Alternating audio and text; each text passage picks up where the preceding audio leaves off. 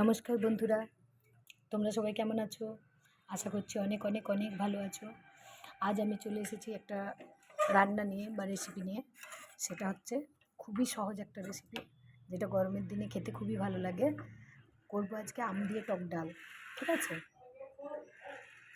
তো ফার্স্টে আমি আম দিয়ে টক ডালের জন্য এখানে আমি একটাই আম কেটে নিয়েছি, কাঁচা আম কেটে নিয়েছি। এখানে শুকনো লঙ্কা রেখেছি, সেরকম কিছুই লাগে না, একদম সিম্পল জিনিস লাগে রান্নার জন্য। এখানে 5 ফোড়ন রেখেছি, কাঁচা লঙ্কা আপনারা দিতেও পারেন, নাও দিতে পারেন। 3টে কাঁচা লঙ্কা নিয়ে নিয়েছি, এখানে রয়েছে। আর এখানটায় আমি ডালটা নুন হলুদ দিয়ে সিদ্ধ করে রেখেছি, এই যে।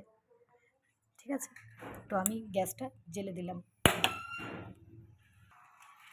এবার এতে দিয়ে দিচ্ছি একটু সরষের তেল, বেশি দেবো না, অল্প করে দেবো, ব্যাস।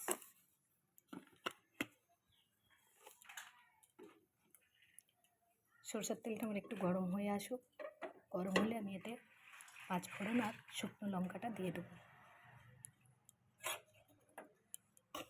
এই যে 5 ফোড়নটা।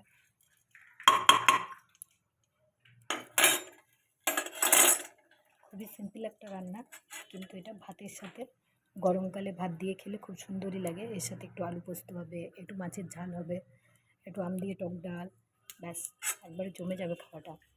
বন্ধুরা, তোমাদের কার কার এই ধরনের খাবার খেতে ভালো লাগে আমাকে একটু কমেন্ট করে জানিও। ঠিক আছে, আমার ভিডিওগুলো তোমাদের কেমন লাগে সেটাও একটু কমেন্ট করে জানিও। ভালো লাগলে অবশ্যই লাইক কমেন্টস শেয়ার করো। আর চ্যানেলটায় যদি নতুন হয়ে থাকো তাহলে অবশ্যই আমার চ্যানেলটিকে সাবস্ক্রাইব করো আর ফলো করো। এখানে আমি শুকনো লঙ্কাটাকে একটুখানি ভাজা ভাজা করে দেবো, অল্প। তারপরে আমি এবার আমটা দিয়ে দেবো ভাজার জন্য।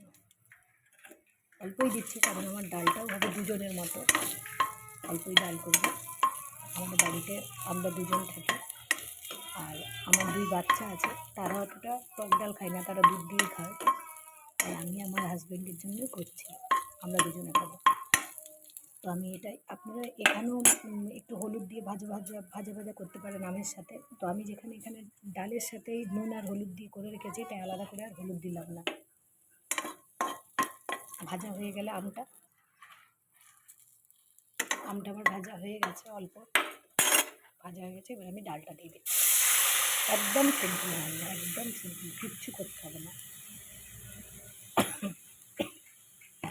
ঝাঁঝ লেগে গেছে, ব্যাস। এবার ডালের সাথে আমার আমটা সিদ্ধ হয়ে গেলে একদম রান্না কমপ্লিট। বন্ধুরা, আমার রেসিপিগুলো ভালো লেগে থাকলে আমি আবারও বলছি, অবশ্যই একটা লাইক কমেন্ট করে দিও। আর চ্যানেলে নতুন হয়ে থাকলে চ্যানেলটিকে সাবস্ক্রাইব করে দিও। আমার সঙ্গে এতক্ষণ থাকার জন্য অনেক অনেক অনেক ধন্যবাদ। নমস্কার।